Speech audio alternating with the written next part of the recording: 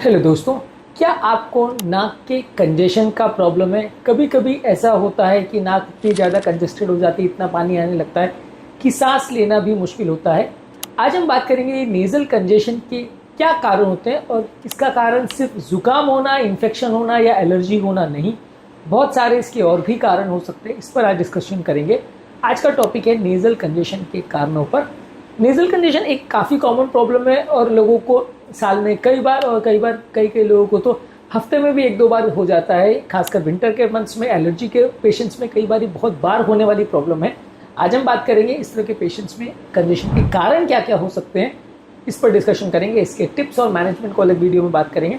आज फोकस करते हैं कारणों पर। टॉपिक पर जाने से पहले जो लोग हमारे चैनल पर नए हैं उन्हें रिक्वेस्ट करूँगा कि चैनल सब्सक्राइब करें।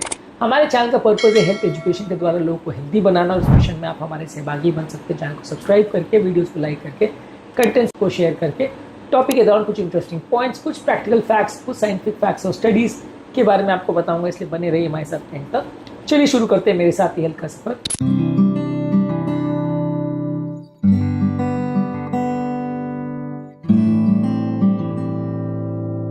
क्या आपको या आपके परिवार में किसी को नेज़ल कंजेशन का प्रॉब्लम है और उनको बार बार ये समस्या होती है? कमेंट सेक्शन में लिख के हमें बताएं। नेज़ल कंजेशन का बेसिकली मतलब ये है कि नाक के अंदर की जो टिश्यूज है वो फूल जाती है, वहाँ की रक्त नलियाँ जो है वो डायलेट हो जाती है, और ये खाली जो बलगम है उसके भरने की वजह से या म्यूकस बन जाने की वजह से होता है, ऐसा नहीं है। ये बहुत सारे कारणों की वजह से हो सकता है। ये बेसिकली आपको श्वास लेने में दिक्कत कर सकता है। अमेरिकन जर्नल ऑफ राइनोलॉजी और एलर्जी में बताया गया है कि एयरवे रेजिस्टेंस जो है लगभग 70% बढ़ सकता है यदि आपको नेज़ल कंजेशन का प्रॉब्लम है तो। इसके अलावा जानना जरूरी है कि काफ़ी हद तक ये नेज़ल कंजेशन जो है वो वायरल इन्फेक्शन जैसे common cold, flu, allergy, environmental irritants और हार्मोनल चेंजेस की वजह से हो सकता है। एक्सपेरिमेंटल एलर्जी पे एक आर्टिकल पब्लिश हुआ था 2017 में, जिसने बताया था कि 60% केसेस में सीजनल एलर्जिक राइनाइटिस में सबसे पहला प्रॉब्लम या इंपॉर्टेंट सिम्टम जो है वो नेज़ल कंजेशन ही होता है। इसके अलावा ये समझना जरूरी है कि आपकी जो नाक की इनर लाइनिंग है, म्यूकोजा है, उसमें काफ़ी ज़्यादा रक्त नलियाँ और ब्लड वेसल्स होती हैं जो आपकी एयर फ्लो को अफेक्ट कर सकती है और आपकी ओवरऑल जो है सांस लेते हैं उसको ह्यूमिडिफाई करने का काम करती है। अगर ये रक्त नलियाँ ओवर रिएक्ट करने लग जाए और बहुत ज़्यादा अगर फ्लूइड बनाना चालू कर दे, बहुत ज़्यादा पानी बनाने लग जाए, तो ये कंजेशन होता है। जर्नल ऑफ एलर्जी और क्लिनिकल इम्यूनोलॉजी में एक आर्टिकल पब्लिश हुआ था जहाँ पे बताया गया था कि नेजल म्यूकोजा में जो वेसल्स का चेंज है वो डायरेक्टली कोरिलेट करता है जितना नेजल ऑब्स्ट्रक्शन लोगों को महसूस होता है, यानी वो वेसल्स के फूलने और उनके ओवर सिक्रीशन की वजह से ये कंजेशन की प्रॉब्लम होती है। ये कंजेशन जो है आपकी स्लीप को अफेक्ट कर सकता है, जिसकी वजह से कई लोग को स्नोरिंग की प्रॉब्लम होती है, दिन भर सुस्ती का प्रॉब्लम होता है और कॉन्सेंट्रेट करने में भी दिक्कत होती है। स्लीप मेडिसिन रिव्यूज में एक आर्टिकल पब्लिश हुआ था जिसने बताया था कि क्रॉनिक नेजल ऑब्स्ट्रक्शन की वजह से 33% लोग को स्लीप डिस्टर्बेंस हो सकती है और दिन के टाइम ज्यादा नींद आने का प्रॉब्लम हो सकता है, खराटों की प्रॉब्लम भी हो सकती है। ये नेजल कंजेशन को दो कैटेगरी में आप डिवाइड कर सकते हैं, क्रॉनिक और अक्यूट। अक्यूट कंजेशन टेम्पररी है जो कि वायरल इन्फेक्शन की वजह से ज्यादा होता है, और क्रॉनिक कंजेशन वो है जो लंबे समय तक सूजन की वजह से होता है, वो लॉन्ग टर्म एलर्जीज की वजह से ज्यादा होता है।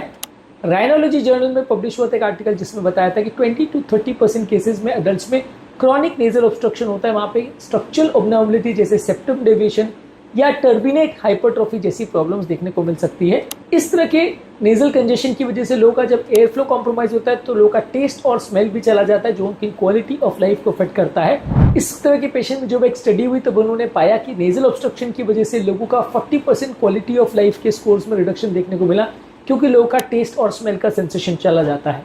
इसके अलावा ये आपकी साइनस पर भी प्रेशर करता है और साइनस में भी इन्फेक्शन और म्यूकस क्लियरेंस को कॉम्प्रोमाइज करता है, जिसकी वजह से रिकरेंट साइनसाइटिस होने का भी एक प्रॉब्लम काफ़ी लोगों में देखने को मिल सकता है। इसके अलावा इस तरह के पेशेंट्स में रिकरेंट हेडेक्स हो सकता है, चिड़चिड़ापन हो सकता है, एंग्जाइटी हो सकती है, कई साइकेट्रिक प्रॉब्लम्स भी हो सकते हैं। तो ये नेजल कंजेशन का साइकेट्रिक इम्पैक्ट भी सिग्निफिकेंट हो सकता है। जर्नल ऑफ साइकोसोमैटिक रिसर्च में 2016 में एक आर्टिकल पब्लिश हुआ था जहाँ पे बताया गया था कि नेजल कंजेशन की वजह से लोग को स्ट्रेस ज़्यादा होता है और मेंटल परफॉर्मेंस लोग को कॉम्प्रोमाइज हो जाती है। ये नेजल कंजेशन उम्र के साथ बढ़ता है और धीरे धीरे एज के साथ म्यूकोजा यानी इनर लाइनिंग जो है थिन हो जाती है, जिसकी वजह से एयर फ्लो के इश्यूज ज़्यादा देखने को मिलते हैं। तो एज की वजह से भी ये प्रॉब्लम ज़्यादा देखने को मिल सकती है।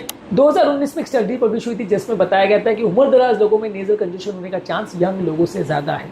कुछ मेडिसिन भी है नेजल कंजेशन की प्रॉब्लम को बढ़ा सकती है। कुछ नेजल स्प्रेज जो आप यूज़ कर सकते हैं उससे भी रिबाउंड कंजेशन हो सकता है, और कुछ सिस्टमिक मेडिसिन जो आप टैबलेट्स पर खाते हो उससे भी ये प्रॉब्लम हो सकती है। पोल्यूशन, स्मोक और एनवायरमेंटल इरिटेंट्स आपके नाक की इनर लाइनिंग को कॉन्स्टेंटली इरिटेट करते हैं, जिसकी वजह से भी नेजल कंजेशन हो सकता है।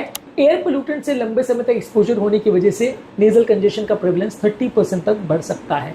इसके अलावा नेजल कंजेशन जो नॉर्मली तो एक प्रोटेक्टिव रिस्पॉन्स होता है जो कि अलग अलग तरह के कीटाणु और इन्फेक्शन से आपको बचाता है, पर कई बार जब यहाँ पे कीटाणु इकट्ठे हो जाते हैं तो आपको रेस्पिरेटरी इन्फेक्शन होने का रिस्क बढ़ जाता है और नेजल कंजेशन की वजह से कई लोग को रेस्पिरेटरी इन्फेक्शन का रिस्क और लंग के इन्फेक्शन का रिस्क भी बढ़ सकता है। तो अपने आप में नेजल कंजेशन काफ़ी प्रॉब्लमैटिक इशू है, बहुत सारे कारणों से अफेक्ट होती है। सिर्फ इसमें इन्फेक्शन और एलर्जी ही कारण नहीं है, और भी कई तरह के फैक्टर्स इसको इन्फ्लुएंस करते हैं, जिसके बारे में आज हमने शॉर्ट में डिस्कशन किया। नेजल कंजेशन के मैनेजमेंट के टिप्स पर और उसके लिए जो दवाइयों का प्रयोग होता है इस पर अलग वीडियोस में हमने बात करी है। कि आपके परिवार में किसी को नेजल कंजेशन का प्रॉब्लम है, कमेंट सेक्शन में लिख के मैं बताएं। उम्मीद करूंगा कि आज के टॉपिक में कुछ नई बातें जानने को मिली होगी। जो लोग हमारे चैनल पर नए हैं, मैं रिक्वेस्ट करूंगा कि चैनल को सब्सक्राइब करें। हमारे चैनल का पर्पज़ है हेल्थ एजुकेशन के द्वारा लोग को हेल्दी बनाना, और आप हमारी इस मामले में मदद कर सकते हैं चैनल को सब्सक्राइब करके। आपके कमेंट्स हमें जानने में मदद करते हैं कि आपको हमारा कंटेंट कैसा लग रहा है, प्लस हमारे लिए मोटिवेशन और इंस्पिरेशन का भी काम करते हैं। इसलिए वीडियोज़ को देखते रहिए, शेयर करते रहिए और हेल्थ के सफर में हमारे साथ आगे बढ़ते रहिए।